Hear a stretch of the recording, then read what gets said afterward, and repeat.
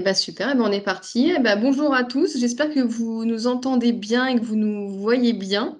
Donc nous, on est Bureau Veritas, on est ravis d'être avec vous aujourd'hui pour vous présenter un petit peu notre entreprise et les différents métiers.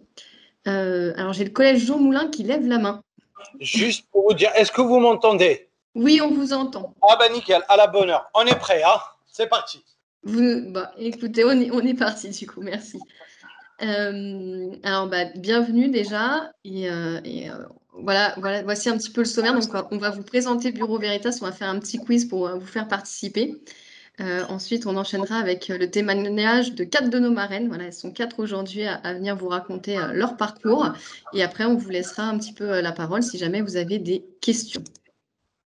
Alors, on va essayer de faire assez vite puisque l'heure tourne très vite. Donc, au niveau de Bureau Veritas, on va faire un petit quiz. Tout le monde voit. Je ne sais pas si j'entends le collège. Je ne sais pas s'il nous voit bien. Oui, on vous voit bien. Super, parfait. Du coup, petit quiz. Alors, juste pour apprendre à nous connaître et on vous donnera les réponses après. Alors, selon vous, en quelle année a été... Je vais juste couper votre micro. Je vous entends. Hop là, c'est bon, c'est bon.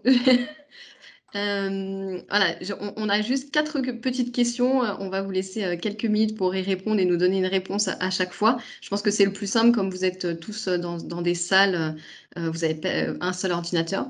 Donc, en quelle année a été créé Bureau Veritas, selon vous? Donc, soit 1728, 1828 ou 1928. Dans combien de pays l'entreprise Bureau Veritas est-elle implantée? Donc 50, 100 ou 140. Combien de collaborateurs travaillent actuellement pour Bureau Veritas? 15 000, 35 000, 75 000. Et à votre avis, quelle expertise ne fait pas partie de Bureau Veritas? Inspection, certification ou les tests? Je vous laisse peut-être réfléchir un petit peu entre vous et d'ici 2 petites minutes, peut-être nous donner vos réponses par collège si ça vous va. Donc soit par le chat, soit directement par micro. C'est bon? Je vous donnerai les réponses après, vous inquiétez pas.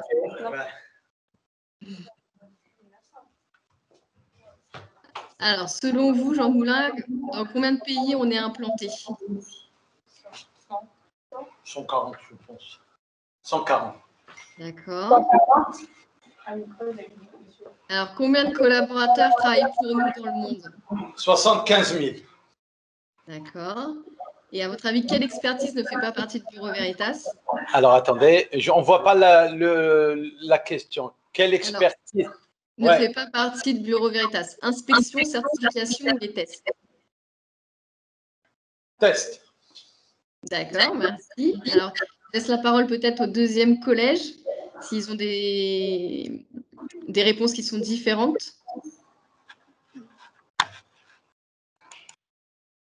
Je ne sais pas si le deuxième collège nous entend.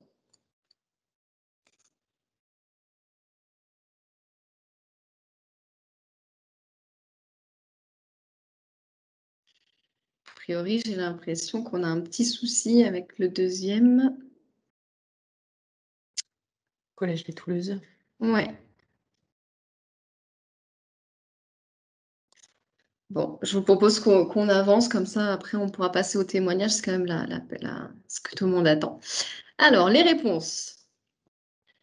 Alors, attendez, parce que j'ai un problème de... Ah, nous avons un problème de micro et de caméra, ils nous disent. Mince. Mais on vous suit. OK. Alors, donc, Bureau Veritas a bien été créé en 1828. Et on avait donc pour domaine la marine. On est effectivement présent dans 140 pays avec plus de 1600 collaborateurs. On est bien 75 000 collaborateurs dans le monde. Donc, c'est un sans faute pour le moment. Bravo. Ouais. Mais en fait, on a les 3 expertises. Ah, les 3, d'accord. Voilà. Il y avait un petit piège sur celle-là. On avait on avait le truc en 2000. Je savais qu'il y avait l'audit et il y avait quoi? Il n'y avait pas de test, il me semble, dans les années 2000, vous n'avez pas les tests. Ah, ça fait très très longtemps qu'on est leader en matière de tests. Comme je suis très très vieux, donc. Donc bravo, vous avez quand même réussi. Bravo Jean-Molin. Oui, Anora, je te confirme. Alors, du coup, effectivement, donc, je recoupe juste mon temps. Hop là. Donc, effectivement, on a bien les 3 expertises. Et pour vous le montrer, on va vous faire passer une petite vidéo. Donc, il n'y a pas forcément de son, mais vous allez voir, en fait, c'est une petite vidéo animée qu'on a créée pour expliquer un petit peu nos métiers. Et en fait, donc c'est un petit dessin animé qui suit une famille et qui montre en fait que Bureau Veritas est présent dans le quotidien de chacun, puisque vous allez voir, peut-être que les téléphones portables que vous avez dans les mains, ils sont passés par nous pour être audités. Ce que vous mangez, si vous mangez bio, est peut-être aussi passé par nous. Voilà, on est un petit peu partout. Et grâce à cette vidéo, ça permet vraiment de montrer que dans le quotidien, eh ben, on ne nous voit pas, mais on est très, très souvent là. Alors, j'espère qu'elle va se lancer.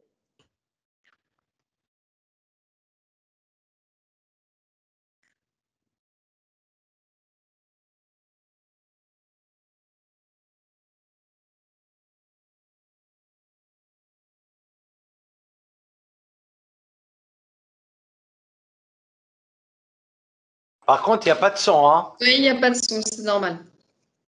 Normalement, c'est juste une petite musique. Et on n'arrive pas à lire correctement. Là, oui. Là, c'est bon, tu arrives à lire, Nicoletta? Oui. Ok, super. Là, ça va mieux. D'accord. Ah, c'est trop rapide, c'est flou.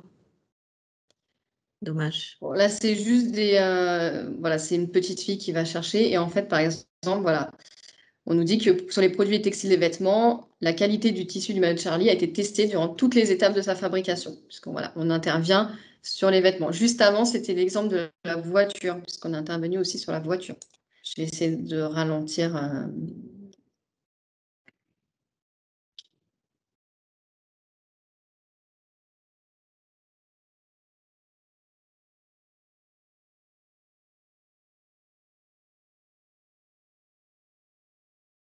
Voilà, donc là, on nous dit que la solidité du stade contrôlé. Donc, ce stade résiste aux aléas météorologiques, climatiques et à l'usure du temps grâce aux inspections régulières menées depuis sa conception. Donc, on a des inspecteurs, effectivement, qui vont sur des lieux un petit peu événementiels pour vérifier de la solidité.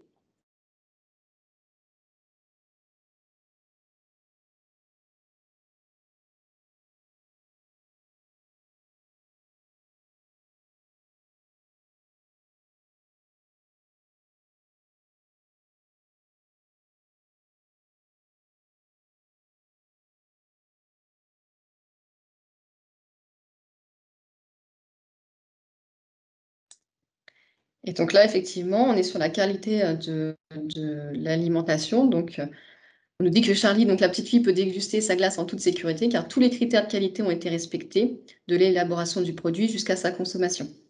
Donc, on a aussi des inspecteurs, des auditeurs qui vont sur place vérifier que toute la chaîne alimentaire est bien respectée.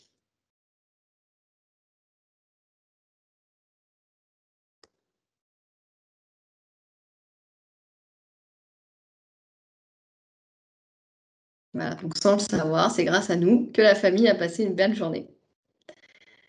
Donc voilà, c'était juste un petit exemple, et vous voyez, voilà, on intervient sur tous les petits points rouges. Donc il y a la marine, attendez, hop, je vais revenir en arrière. Voilà, donc on a tous les cargos de marchandises, les éoliennes, voilà, tous les lieux un peu événementiels, la construction aussi. Les champs, voilà, toute l'agriculture. Donc ça, c'est une vidéo parmi tant d'autres. Il y en a plein. Si jamais ça vous intéresse, elles sont toutes soit sur notre chaîne YouTube, soit sur notre site internet. Donc vous pouvez toutes les voir. Et donc celle-là, on a voulu vous la montrer parce qu'elle fait vraiment un focus assez global. Mais après, il y en a qui sont beaucoup plus sur un sujet, qui se concentrent vraiment sur un sujet. Donc n'hésitez pas à aller voir. Ça vous donnera voilà, un panorama assez complet de ce que peut faire Bureau Veritas. Est-ce que du coup, voilà.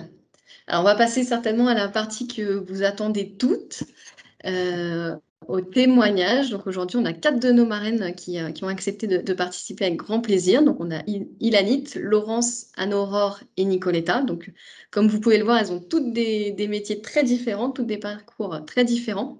Je vais couper la présentation, je vais les laisser du coup, comme ça vous pourrez les voir directement via la webcam et elles vont voilà, vous raconter un petit peu leur parcours et comment elles en sont arrivées là. Je vous laisse la parole, mesdames. Ilanit, on va commencer par toi. Ça marche. Bonjour à toutes. Est-ce que déjà vous m'entendez bien? Oui, ça va? Oui, on t'entend. Nous, Alors, Toulouse, on vous entend. Vous nous entendez? oui, on Oui. vous entend. Ah bah ça marche, voilà. Très bien. Alors moi, pour présenter un petit peu mon parcours et mon profil, en gros, quand j'ai commencé, enfin en seconde, quand j'ai commencé à choisir ma filière pour le baccalauréat, déjà, il faut savoir que j'étais pas très, très, très douée à l'école. C'était déjà pas évident pour moi et puis, je savais pas exactement ce que je voulais faire dans la vie parce que je pense que, à cet âge-là, on est quand même jeune, sauf cas exceptionnel où on a des passions vraiment particulières, où on sait vraiment ce qu'on veut faire, mais sinon, on est un petit peu paumé et en tout cas, à mon époque, on n'était pas beaucoup aidés. Donc, il fallait se débrouiller tout seul. Enfin, moi, c'était mon cas. Et donc, ce que j'ai fait, c'est que pour choisir un petit peu ma filière, enfin mon bac, le bac que je voulais faire, j'ai cherché partout, à droite, à gauche, tous les bacs qui existaient, toutes les options qui existaient, quelles pouvaient être comment dire, les poursuites d'études, quel métier on pouvait faire, etc. J'ai été à beaucoup, beaucoup de portes ouvertes également de lycées pour pouvoir me rendre compte sur place de la réalité de cette filière-là.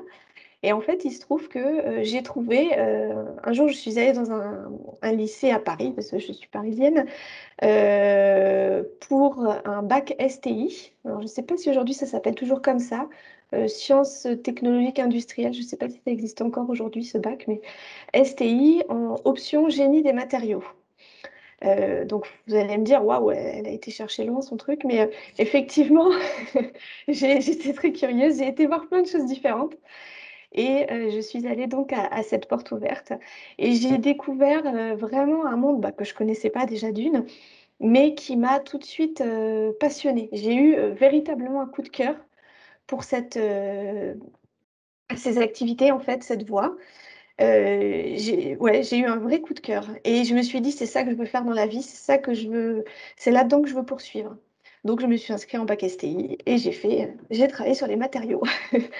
J'ai passé mon bac. Ensuite, alors comme je vous ai dit, j'étais pas très, très douée à l'école, donc j'avais pas une ambition de faire de grandes études, hein, ça, faut le savoir au départ. Après mon bac, j'ai fait un BTS physico-métallographe de laboratoire.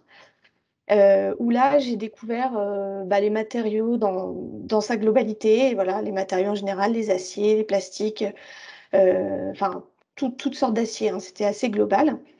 J'ai eu la chance de pouvoir faire un stage en entreprise chez Air France Industrie. Et c'était assez intéressant déjà parce que j'ai travaillé sur les matériaux qu'ils utilisaient sur des pièces et notamment des matériaux qui sont cancérigènes, donc toxiques pour notre santé. Enfin, c'était pas bon. Et donc, je travaillais là-dessus. Je devais faire un recensement des différents matériaux, des différentes nuances, c'est-à-dire des différents types de matériaux utilisés. Et c'était un stage intéressant. Donc, ça m'a donné déjà un premier bon aperçu. Ensuite, je me suis dit que j'allais continuer un petit peu, une année de plus pour voir. Mais je me suis dit que le terrain, ça me plaisait pas mal. Enfin, voilà.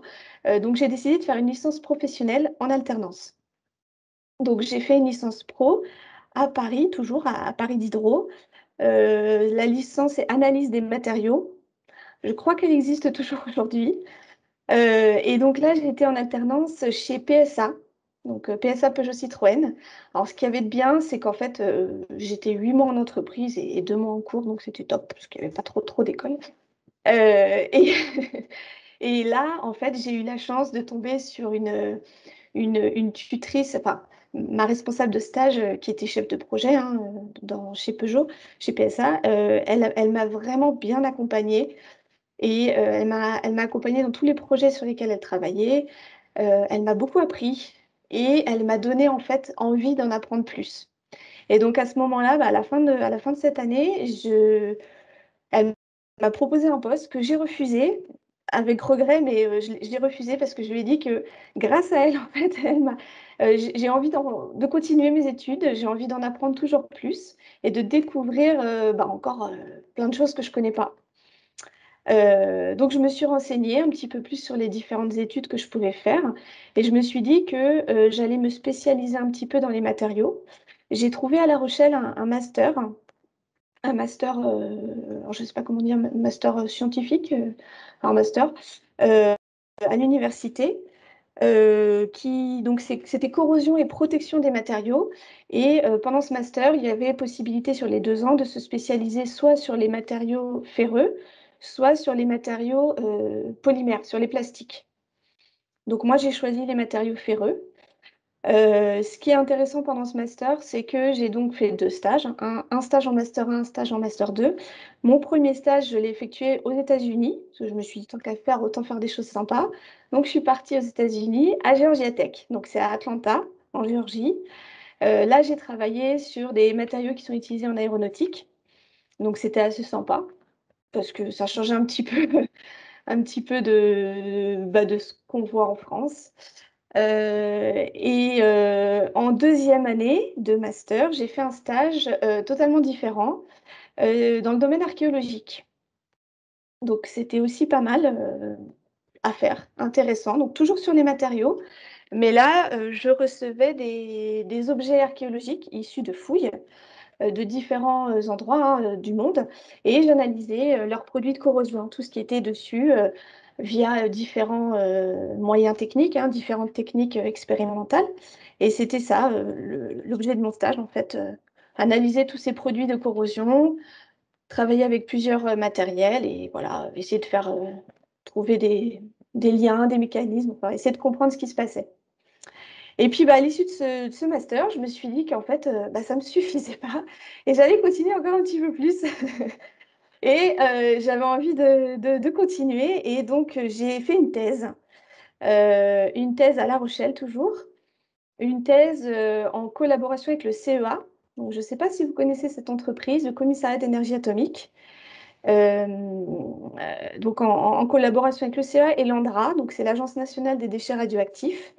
Et donc là, pendant ma thèse, j'ai travaillé sur, en gros, les mécanismes de corrosion sur les déchets radioactifs, en gros, pour faire simple. Et c'était vraiment intéressant, voilà. Et donc, bon, là, après, au bout de 8 ans d'études, je ne pouvais pas aller plus haut. Et moi, surtout, qui ne voulais pas faire beaucoup d'études, je me suis dit que, voilà, j'ai quand même été au bout. Donc, comme quoi, on ne sait jamais la vie. Et puis après ça, donc j'ai cherché du travail.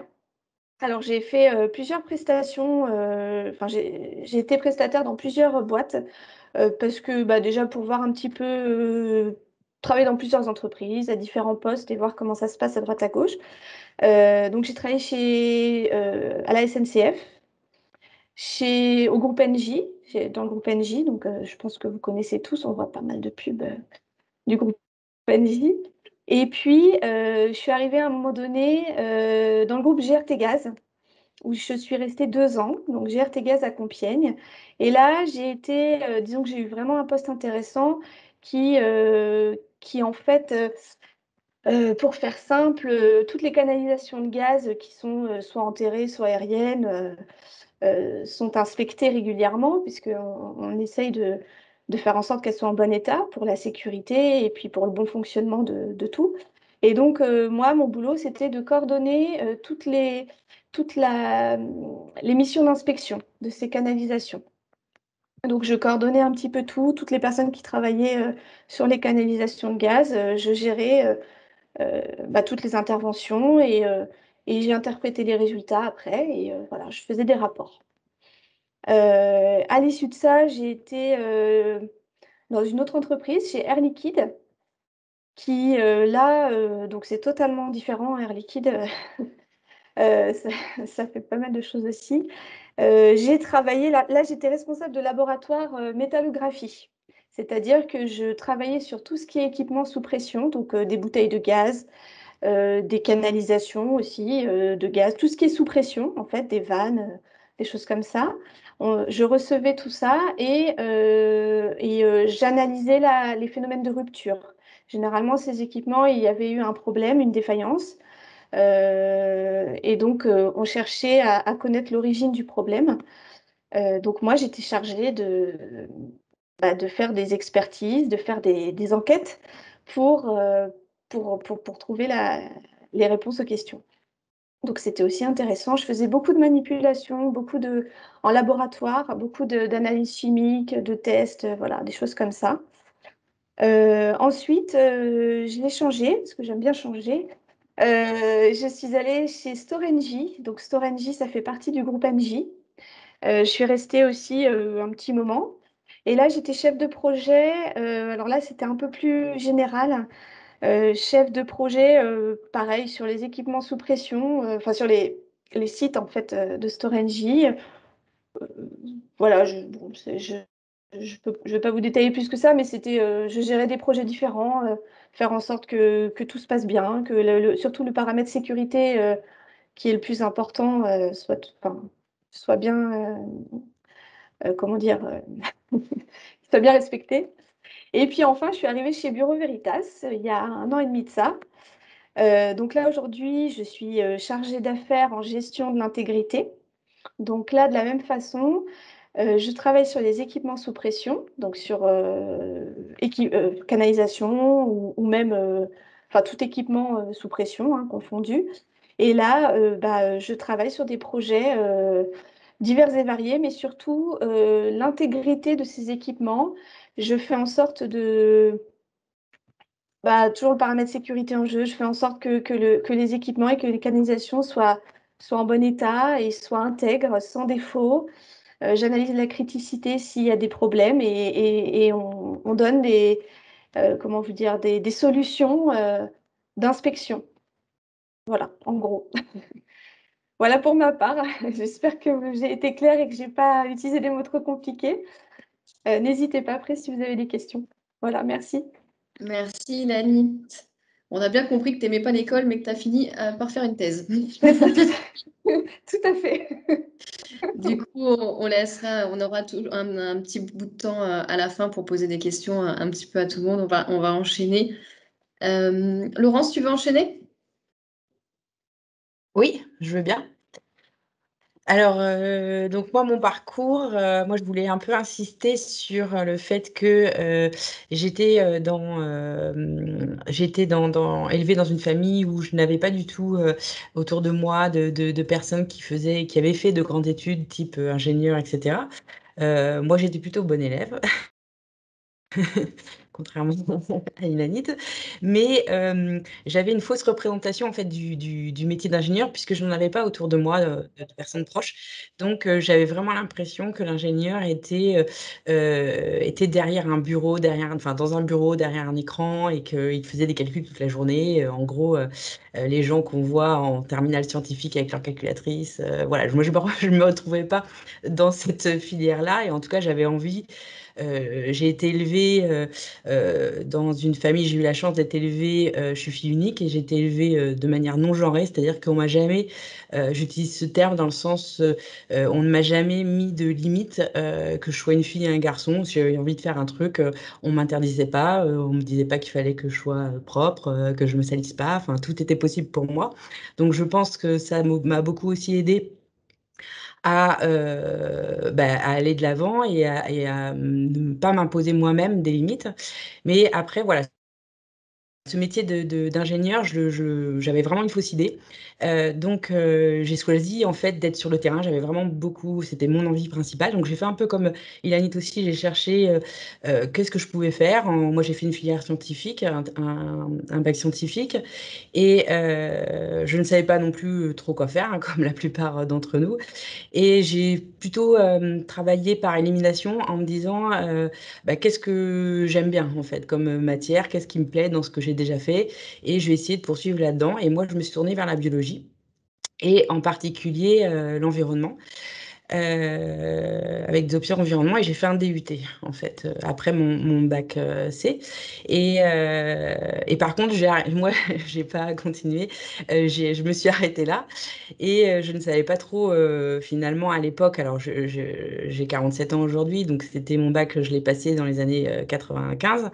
Et l'environnement, c'était pas encore trop à la mode. Donc, ça a été un petit peu compliqué au début pour moi pour trouver un travail. Mais j'ai commencé, j'ai répondu à une offre de Bureau Veritas à Cergy-Pontoise. Donc, j'ai vu qu'il y avait un collège qui était à Cergy-Pontoise. Donc, j'ai commencé ma carrière à Cergy-Pontoise. Je viens de la mer, hein, je viens de la côte ouest.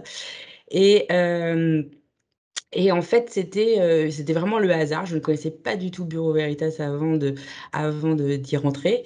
Et c'est vraiment le hasard qui m'a amené dans ce service. C'est un service qu'on appelle HSE, donc Hygiène, Sécurité, Environnement. Et je suis arrivée pour travailler, en fait, pour protéger les salariés par rapport à la problématique amiante. On posait des pompes de prélèvement d'air dans des locaux pour vérifier que les locaux n'étaient pas pollués à l'amiante. Donc vous avez certainement dû entendre parler de l'amiante, hein, c'est très médiatique. Et de fil en aiguille, ben, j'ai continué là-dessus en cherchant finalement, en partant sur le bâtiment et en faisant des recherches dans les bâtiments. J'ai commencé en tant que diagnostiqueuse dans le bâtiment, savoir où il y avait de l'amiante ou pas.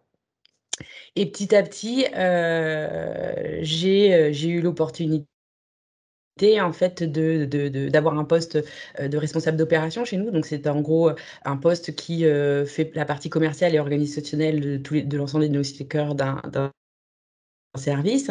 Et puis maintenant, je suis chef de service d'un service où on a aussi des diagnostiqueurs.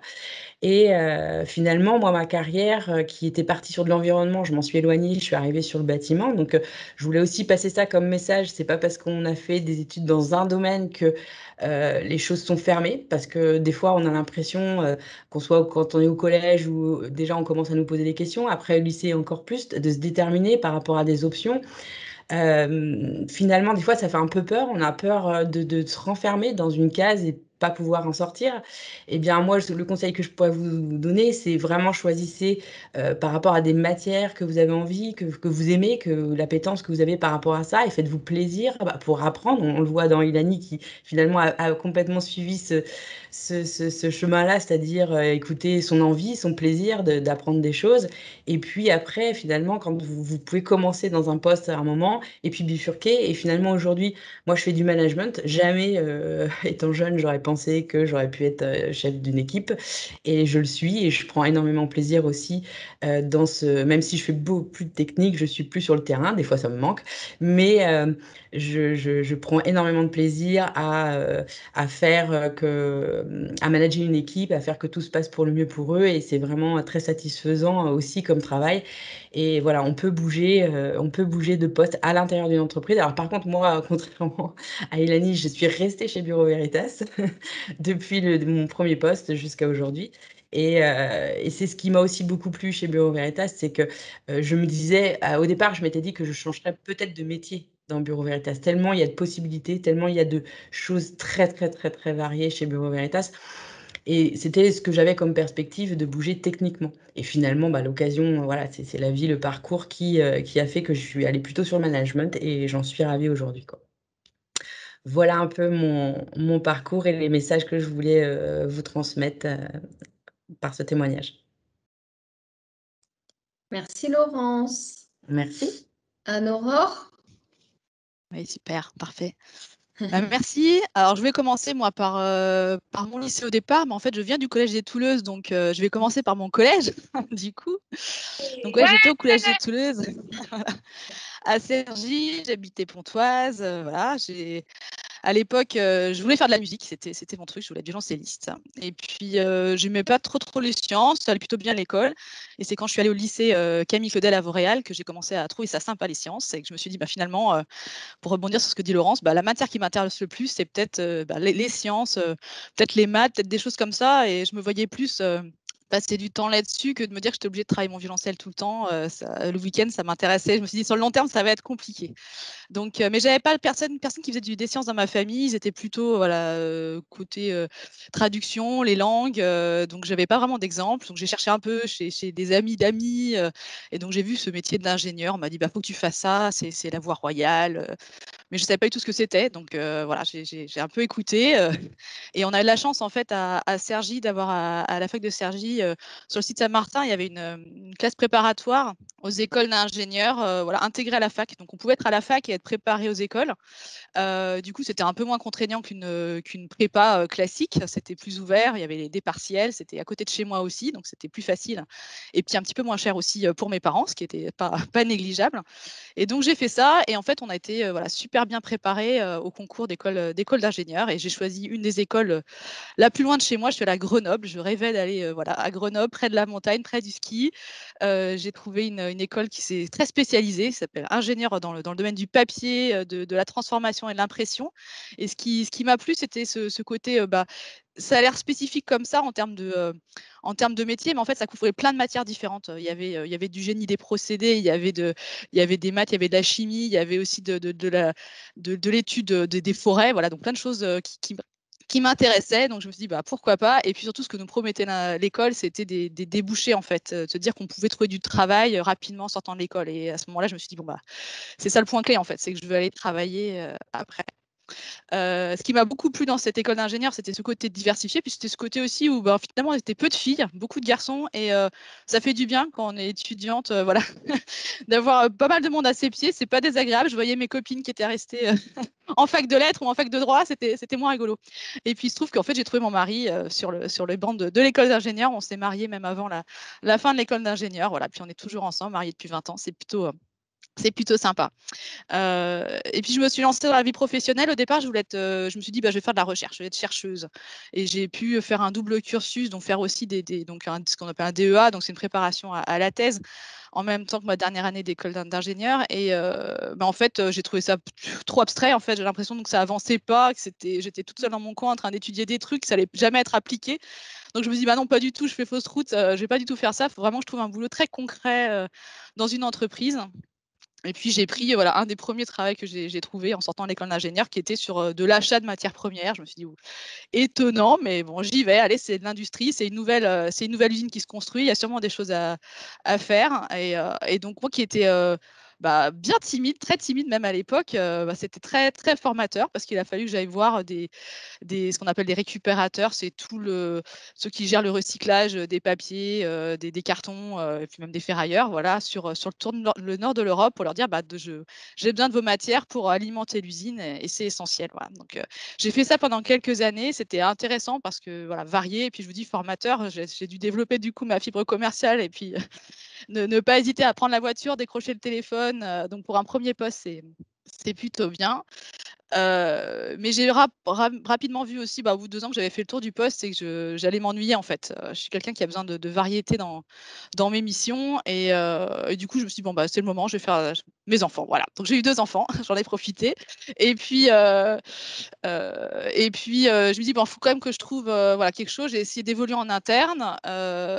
Et puis les postes qui m'intéressaient, à chaque fois, il l'a donné à des. Alors, c'était pas que ça, mais il donnait quand même plutôt à la jante masculine. Voilà, en particulier un poste que je voulais vraiment sur de la recherche et développement qui m'intéressait. Je sentais que j'avais tout pour avoir ce poste, mais non, ils avaient peur que voilà, je m'impose pas assez en production. Donc finalement, je dis, je m'en vais, c'est bon, je vais trouver autre chose. Et j'ai trouvé Bureau Veritas. Donc là, ravie de trouver ce poste-là. Ça n'a pas été si évident que ça. J'ai vu aussi, alors petite anecdote, je ne sais pas si c'est un concours, c'est de circonstances, mais pendant quelques mois, j'ai cherché du travail et j'arrivais pas à avoir décroché l'entretien. Le jour où j'ai enlevé le fait que j'étais mariée et que j'avais 2 enfants de mon CV, j'ai décroché 3-4 entretiens dans la foulée. Donc ça m'a fait un peu une claque. Je me suis dit, voilà, en tant que femme, on doit s'adapter de temps en temps, en fait, aussi à notre monde. Voilà. Et puis j'ai intégré Bureau Veritas, ils m'ont recruté parce que je venais de cette école-là spécialisée parce qu'ils voulaient développer une certification dans le papier, sur toute la transformation des cahiers, des classeurs, voilà, tout ça pour vérifier l'empreinte environnementale. Donc ça touchait vraiment ce qui m'intéressait, et puis c'était pour cette expertise-là qui m'embauchait. Et puis, c'est vraiment une entreprise sympa, Bureau Veritas, parce qu'une fois qu'on a commencé à démontrer son expertise sur quelque chose, on vous donne l'opportunité de démontrer son expertise sur plein d'autres choses. Donc, j'ai pu commencer à travailler sur d'autres certifications. Donc, Origine France Garantie, ça s'est montré que les choses sont fabriquées localement, donc fabrication française. Donc, j'étais hyper fière de faire ça. Après, je travaillais sur des biocarburants, sur des choses aussi en lien avec la réglementation européenne. Et puis voilà, de fil en aiguille, plein de schémas. Je commençais à monter un petit peu en grade. Et puis là, changement de management, et ça me convenait plus du tout en termes de rythme, parce que dans la vie, voilà, il y a la passion de ce qu'on fait, mais aussi le rythme, aussi de pouvoir avoir un équilibre vie professionnelle, vie privée. Et c'est vrai que moi, j'avais déjà mes 2 enfants, et il fallait que je puisse gérer tout ça. Et je me dis, bah non, ça me convient pas, je peux pas partir. On me demandait de partir plus en déplacement, c'était pas possible. Et en fait, j'ai postulé en interne parce que Bureau Veritas, comme le dit Laurence, c'est grand, on peut faire des changements de carrière en cours de route. Et je suis partie travailler dans la zone Europe. Et du coup, voilà, j'ai développé du coup alors ça faisait un peu peur, hein, c'était des missions que je connaissais pas, c'était épauler les chefs, les responsables des pays sur le développement commercial, partager entre eux les bonnes pratiques sur du développement de certification. Donc c'était assez particulier. Puis en fait, on hésite un peu, puis si on entend 1 ou 2 ou 3 personnes qui vous disent mais non, vas-y, c'est fait pour toi, ben voilà, on y va, même si on ne sait pas, puis on apprend sur le tas. Et puis ça finit par fonctionner. Et puis, ça a tellement bien fonctionné que mon ancien manager est venu me rechercher en me disant, bah, reviens travailler pour l'entité en France, et sur quelque chose que je connaissais pas du tout, c'était la sécurité de l'information. Donc ça, c'est la cybersécurité. Donc vous voyez, c'est pas du tout mon domaine de base, mais simplement, j'avais réussi à démontrer qu'avec ma formation initiale et mes différentes expériences, il suffit en fait d'avoir un petit peu de méthodologie et l'envie en fait d'apprendre de nouveaux sujets. On peut se pencher sur des choses complètement diverses, comme justement la cybersécurité, comme la protection des données personnelles. Et donc j'ai travaillé là-dessus. Et puis plus récemment, voilà, j'ai eu la chance de pouvoir aussi du coup gérer les anciennes équipes avec lesquelles j'avais travaillé chez Bureau Veritas. Donc je suis passée manager, et là je me suis vraiment révélée, encore une fois, et comme le dit Laurence, le métier d'ingénieur s'ouvre les portes, voilà, surtout, et je m'étais pas projetée sur le long terme à devenir manager. Mais en fait, je me suis vraiment reconnue dans ça, à me dire que j'avais vraiment un sens dans mon travail aujourd'hui, c'était de faire en sorte que les équipes, elles soient contentes de venir au bureau, qu'elles soient heureuses dans leur métier, et puis les aider à trouver leur voie comme moi j'avais pu la trouver. Parce que sa voie, c'est pas juste au collège qu'on l'a construit. On commence effectivement étape par étape, mais en fait, la voie, elle est longue en fait, elle est longue, et elle est pleine de virages en fait. On peut choisir, on peut changer de carrière complètement, mais on peut aussi ajuster en fonction de ses choix, de ses souhaits. Et puis plus récemment, j'ai eu la chance aussi de prendre la direction commerciale du coup de Bureau Veritas Certification. Donc là, j'ai vraiment une équipe assez importante et intéressante. Donc c'est encore un virage supplémentaire. Il a fallu que je postule, il a fallu que j'aille le chercher, c'est en interne, mais voilà, on avait c'était un poste, il voulait quelqu'un d'extérieur absolument au départ, et finalement il ne trouvait pas, et puis je me suis dit, bah, pourquoi pas moi? Donc voilà, j'ai levé la main. Donc ça aussi, il faut pas hésiter à le faire, il ne faut pas hésiter à se dire, même si on n'a pas le profil au départ qui est requis, on peut y aller, quoi. On peut essayer, et puis ça fonctionne. Voilà, la preuve, je suis très contente dans mon poste, et je pense que voilà, mon management ne le regrette pas non plus. Voilà pour moi. Donc, vive le collège des Toulouse, derrière on peut faire plein de choses. Merci Anne-Aurore. Nicoletta, on finit par toi? D'accord. Bonjour à tous. Donc moi je suis Nicoletta Di Michele. Mon parcours est un petit peu éclectique, donc un peu compliqué. Je viens d'Italie et j'ai fait mes études en Italie, au moins une grosse partie de mes études en Italie. Moi, j'étais toujours motivée par la découverte de ce que je ne connais pas. Donc j'ai orienté mes études ce qui correspond au niveau du baccalauréat en France. J'ai choisi de travailler sur la chimie. Donc, j'ai eu ce qui correspondrait à un bac pro, je crois, en chimie organique. Et ensuite, je voulais continuer aussi en savoir plus, parce que la vie me fascine. Et du coup, je me suis orientée vers des études universitaires. J'ai fait l'université La Sapienza à Rome, donc un correspondant de Bac+5 dans la biologie. C'était ce que j'ai adoré. Et ensuite, j'ai commencé à travailler. J'étais prof dans des écoles comme vous. J'ai enseigné la biologie et en Italie, on pouvait enseigner aussi les mathématiques. Et en même temps, je travaillais au CRNS correspondant en Italie. Et en fait, j'ai travaillé sur des projets pour étudier la manière dont l'oxygène est transporté par l'hémoglobine du sang, hein, pour irriguer les tissus. Ensuite, il y a eu un projet entre la France et l'Italie. C'était les deux ministères de l'étranger qui travailler sur ce projet. J'ai postulé et là, je suis arrivée à Jussieu, au laboratoire de physiologie et biologie végétale. Et là, j'ai travaillé sur toujours l'infiniment petit. Et ça peut vous faire rire, mais c'est très important pour la vie. Et c'est la manière dont la lumière influence la différenciation des cellules sur les méristèmes des chrysanthèmes. Bon, les chrysanthèmes, tout le monde le connaît. Les méristèmes, c'est la partie la plus infime, la plus petite. Et on faisait des découpes au microscope électronique. Et ainsi, j'ai connu le microscope électronique. C'est un appareil fantastique. Donc, à partir de là, j'ai continué toujours à enseigner en France. Lorsque je suis arrivée en France, ça fait maintenant plus de 30 ans, je ne parlais pas un mot de français.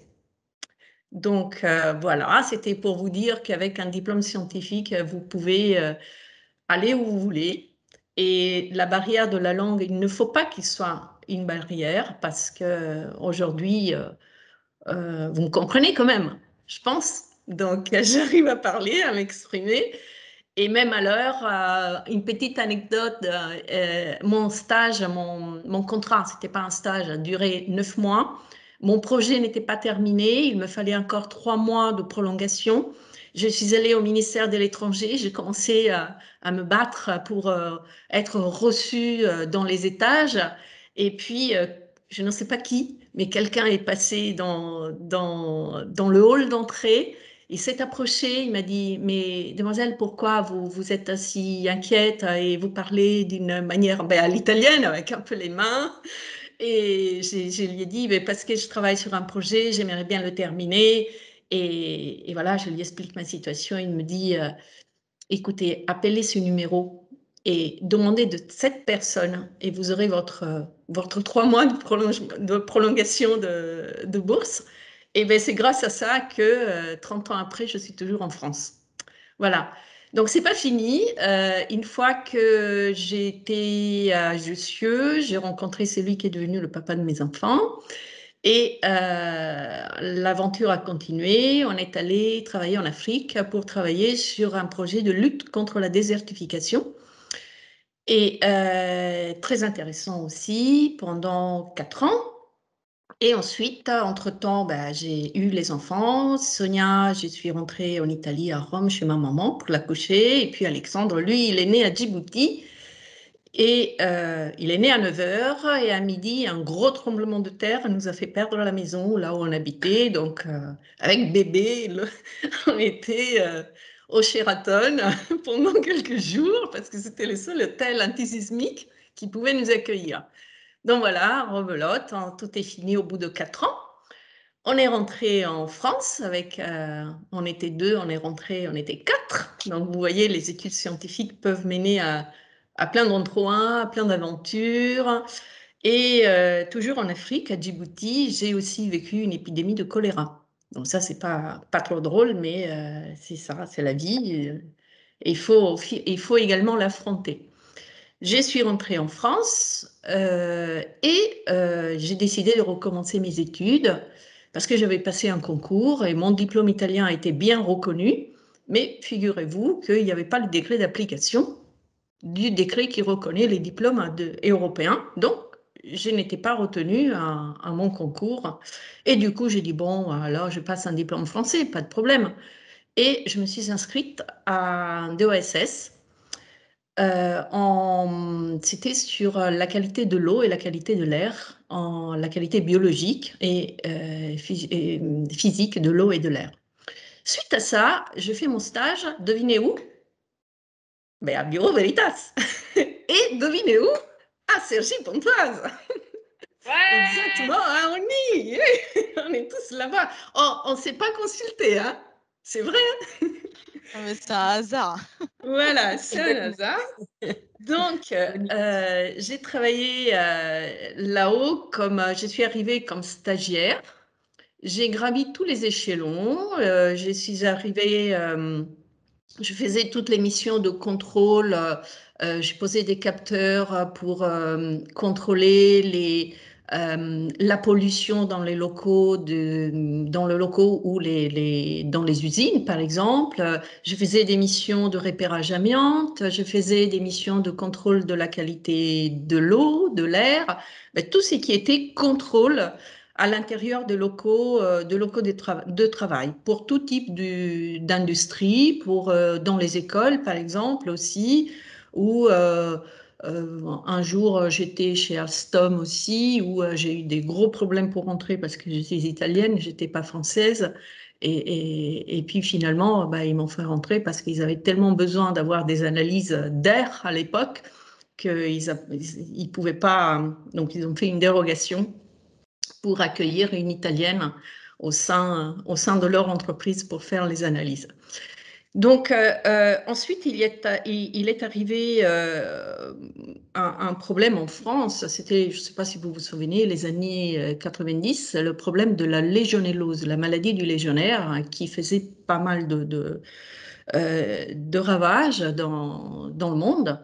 Et il fallait inventer quelque chose, il fallait faire quelque chose. Donc, moi, j'avais des connaissances de base en biologie et avec l'équipe à Cergy-Pontoise, nous étions trois femmes et on a commencé à travailler, à mettre en place une démarche qui existe toujours, la démarche des carnets sanitaires, une démarche qui s'appelle aujourd'hui HACCP, pour identifier dans des équipements qui s'appellent des tours aéroréfrigérantes et puis dans toutes les canalisations d'eau, ce que vous avez aussi dans votre maison, pour identifier les causes de développement de cette bactérie et comment cette bactérie se propage et puis mettre en place des mesures pour éviter la propagation et le développement de cette bactérie.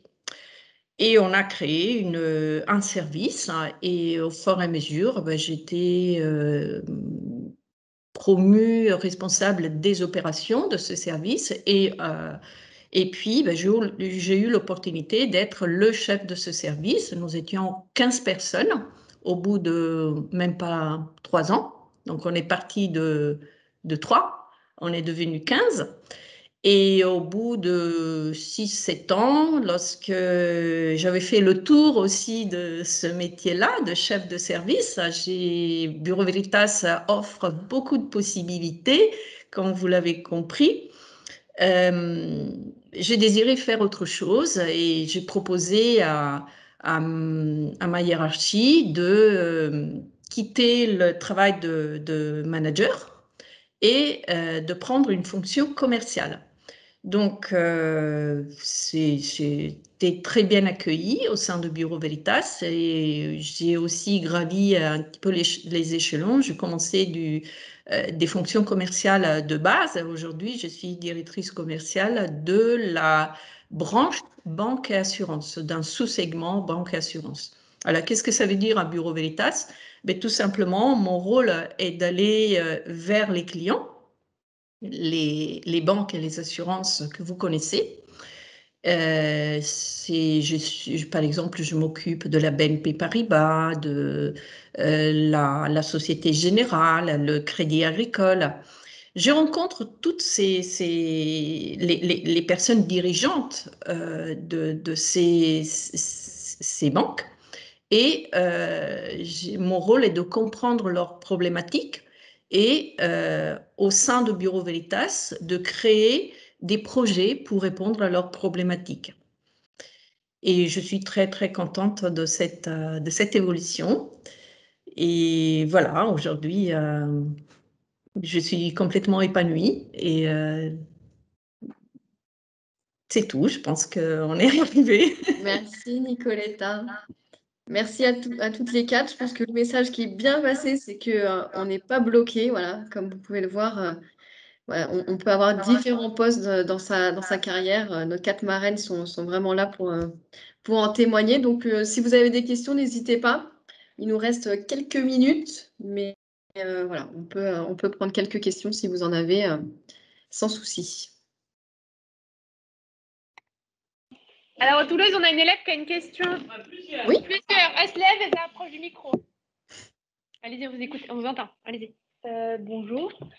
Tout d'abord, pour Anne-Aurore Huguet, ça a pris environ combien d'années pour arriver au stade où vous êtes?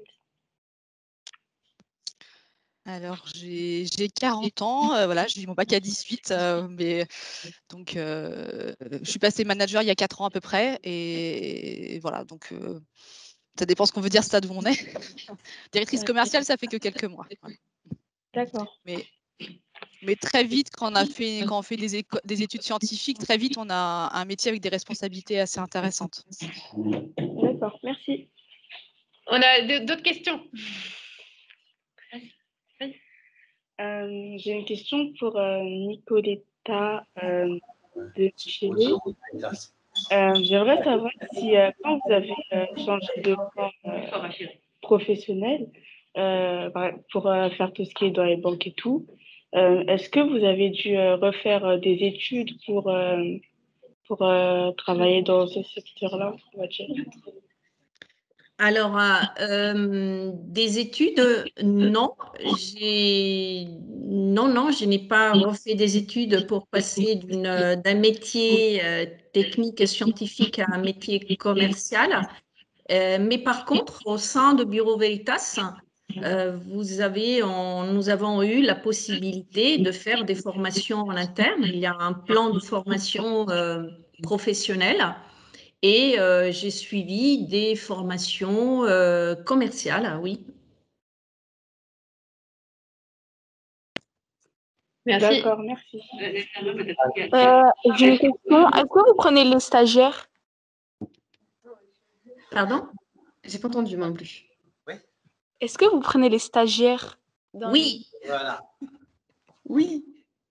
Oui, on Pardon. prend des stagiaires. Est-ce qu'elle veut dire, de toute façon, c'est la question de tous les élèves, ça veut dire vous prenez des stagiaires et quels sont les niveaux que vous prenez, dans quel domaine et quelle branche?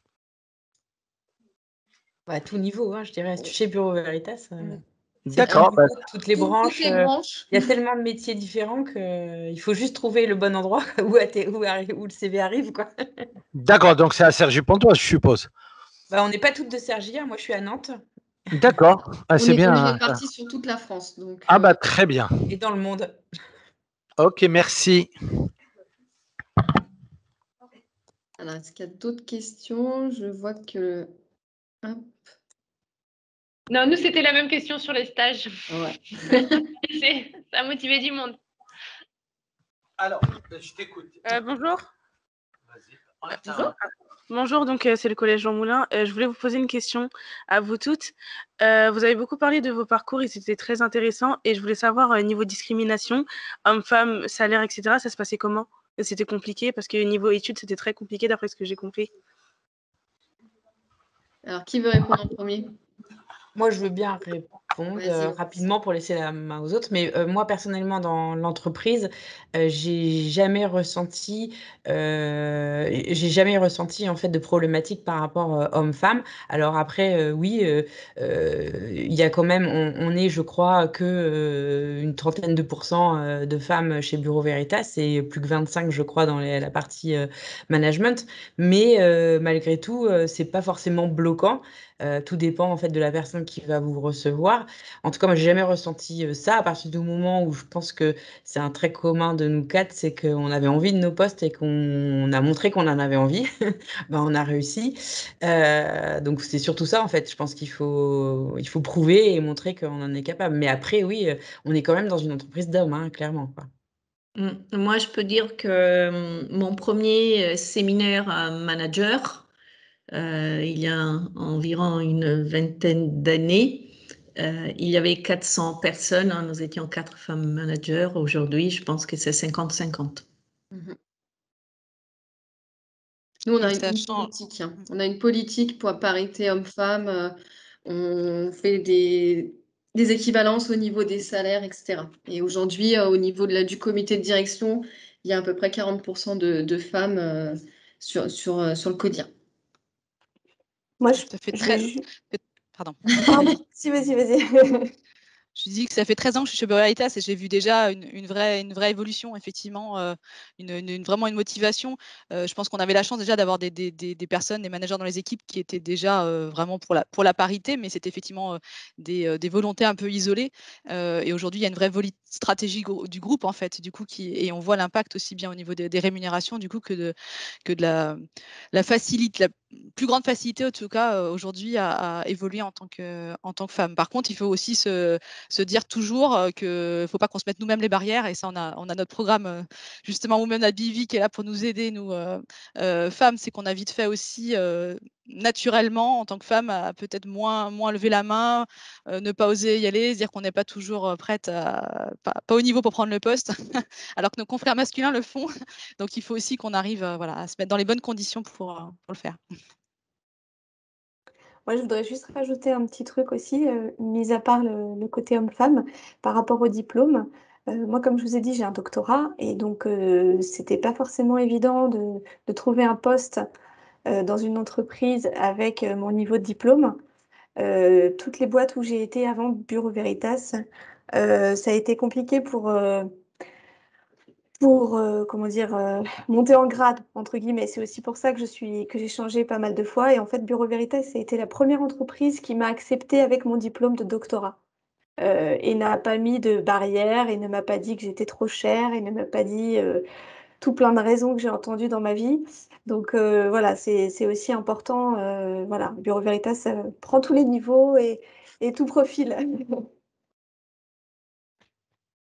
Merci. Est-ce que vous avez une dernière question? Peut-être je vois l'heure qui tourne. On a déjà un petit peu dépassé. Donc, dites-nous. C'est bon pour les Touleuses. Merci. C'est bon pour Jean Moulin. En tout cas, merci beaucoup. Hein. Tout le monde est ravi de vos interventions, mesdames. Hein. Super. D'ailleurs, je suis le seul homme ici, à présent. Vous avez bien voulu m'accepter. Hein. Merci. Hein. Et vous avez un rôle essentiel à jouer. Merci beaucoup. Hein. Non, sauf que je suis papa, mes enfants, j'ai que des filles. Hein. J'ai 3 filles, c'est pour ça me tient à cœur aussi. Hein. Merci à vous d'avoir accepté de nous recevoir aujourd'hui. On vous laisse reprendre du coup le cours de votre journée, peut-être si vous avez des classes, etc. On est ravis d'avoir pu être avec vous pendant cette petite heure, puis on espère qu'on vous aura donné plein de clés. Et puis n'hésitez pas, Bureau Veritas, c'est partout, sur Internet, les réseaux sociaux, vous pouvez nous suivre, il n'y a aucun souci. Je vous souhaite à tous une excellente journée. Merci. Merci beaucoup. À bientôt. Merci. Au revoir. Au revoir, bonne journée. Bonne journée. Merci, au revoir, bonne journée. Allez, bonne journée, au revoir. Au revoir. C'était très intéressant.